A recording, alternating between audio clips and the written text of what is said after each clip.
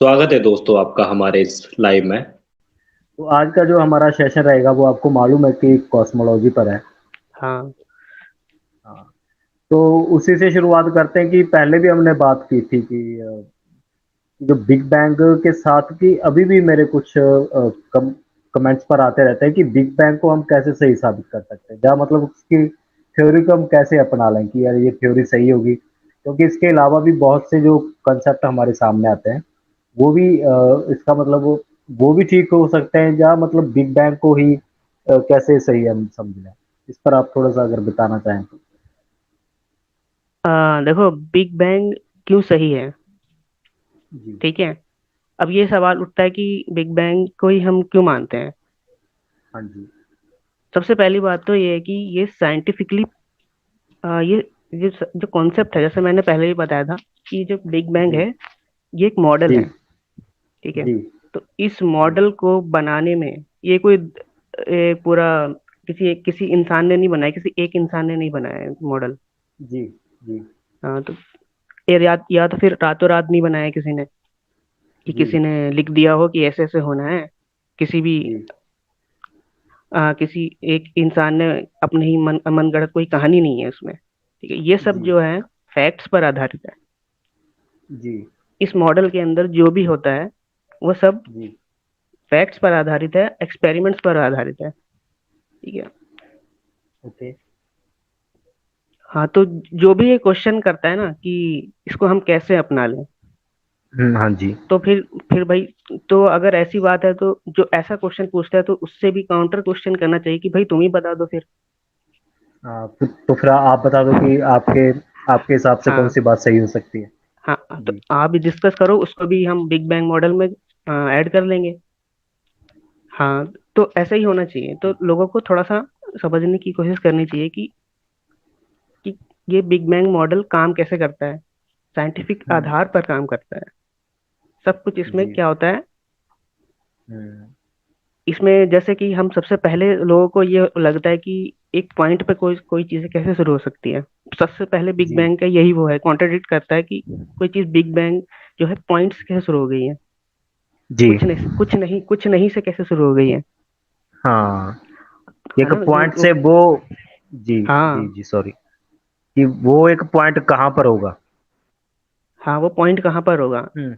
तो लोग हम्म। इस पे कंफ्यूज हो जाते हैं कि एक्चुअली में देखो ये क्या है ना, इसका कोई पॉइंट पॉइंट ये हर जगह है पॉइंट इसका। जी। हाँ, ये एक मॉडल है। देखो ये मॉडल है, ये हमें बताता है कि जी। एक एक ये एक बताता है कि जो सारा सारा ब्रह्मांड था वो एक जगह से फैला है, बाहर की तरफ गया है। ओके। हाँ। तो हाँ।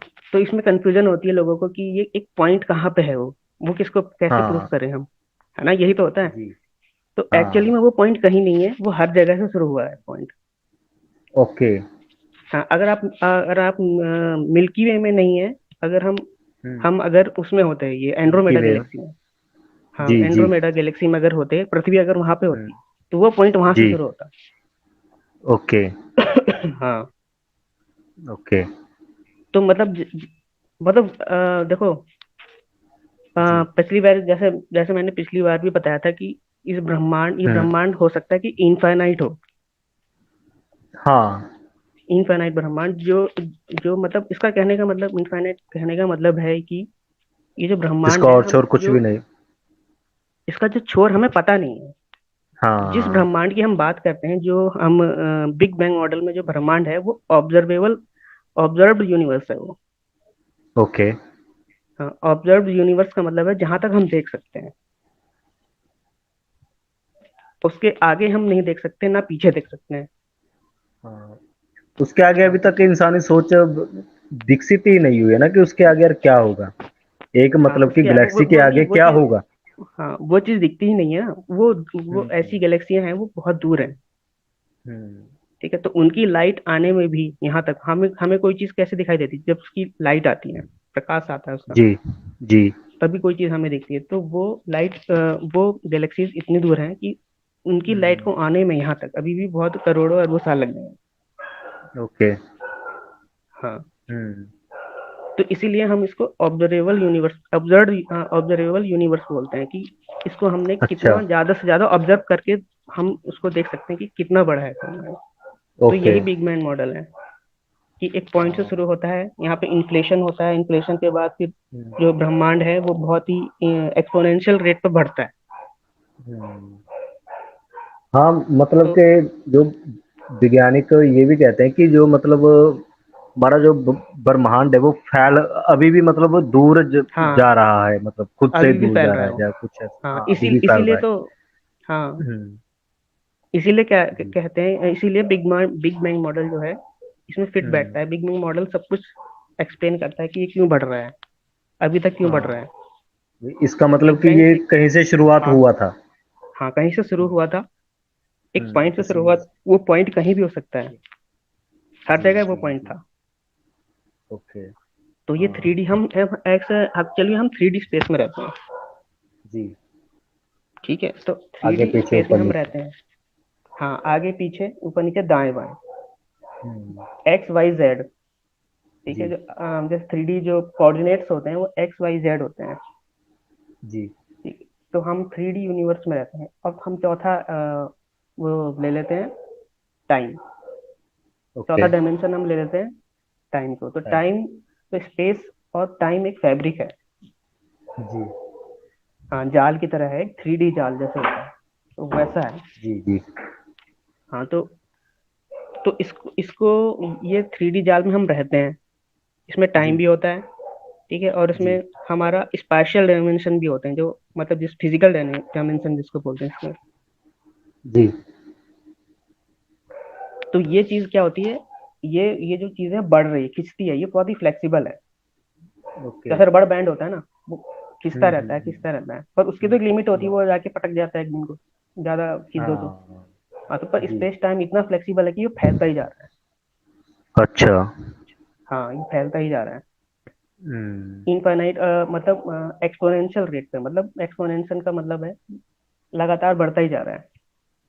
हम्म, हाँ, तो ओके। इसमें एक और इसमें थ्योरी ऐड होती है, वो होती है वो eternal inflation. Internal inflation. Eternal eternal eternal. Okay. हाँ, जी इंटरनल इन्फ्लेशन थ्योरी ये होती है कि इस मॉडल में क्या होता है, देखो इस ब्रह्मांड के मॉडल में क्या है, हमारा जो है जी जी। इटरनल इटरनल इन्फ्लेशन, मतलब कि हमेशा, इटरनल मतलब हमेशा फैलते रहे, ओके। वो कभी रुकेगा नहीं, ओके। वो हमेशा फैलता रहता है। और वो जाके इतनी दूर जाके एक और ब्रह्मांड भी वो बना सकता है, जो इन्फ्लेशन है। ओके। जैसे जैसे ये हमारा ब्रह्मांड है ना, तो हो सकता है कि जी वहां दूसरी इतनी दूर, बहुत बहुत दूर जाके एक और जी। ब्रह्मांड हो। अच्छा। और उसके जो लॉज होते हैं, जो लॉज हैं वहां पे, वो अलग हो सकते हैं हमारे हमारे यहाँ से। ओके। हाँ, उसके लोग अलग कैसे हो सकते हैं, थोड़ा सा मतलब कि आप बता सकते हैं अगर। उसके लॉज का मतलब जैसे ग्रेविटी वहां पे थोड़ी सी ज्यादा टाइट हो सकती है, ज्यादा, हम्म। है ना। जैसे सबसे हम्म। कमजोर जो हमारा जो वो है फोर्स है, वो ग्रेविटी है। जी। पूरे पूरे पूरी दुनिया में, पूरे ब्रह्मांड में जो है। हम्म। हाँ, तो वो हो सकता है कि वो थोड़ा सा और वीक हो। ओके। दूसरा जो ब्रह्मांड है उसमें थोड़ा सा वीक हो, और थोड़ी सी और ताकतवर हो, और स्ट्रांग ओके। हो। ओके। हाँ, तो अगर ज्यादा स्ट्रांग हुई तो हो सकता है कि हम्म। ग्रेविटी पे सारा ब्रह्मांड ही कोलैप्स हो जाए। हाँ। ग्रेविटी की अगर कम हुई तो फैलता रहेगा लगातार, और भी ज्यादा तेजी से। तो जी। उसमें क्या होता है, एटम एक साथ नहीं जुड़ पाएंगे, हम्म। है ना, स्टार नहीं बन पाएगा, प्लैनेट नहीं बन जी पाएंगे, तो उसमें कभी हम जीवन तो हो ही नहीं सकता फिर। जी। हाँ, तो हम ऐसे ऐसे ब्रह्मांड में रहते हैं जो काफी फाइन ट्यून्ड है हर चीज में, ओके। Fine tune. तो ये भी एक नया कॉन्सेप्ट निकल के आता है, फाइन ट्यूनिंग वाला, कि हमारा ब्रह्मांड हम्म। इतना फाइन ट्यून कैसे है। हम्म। ओके।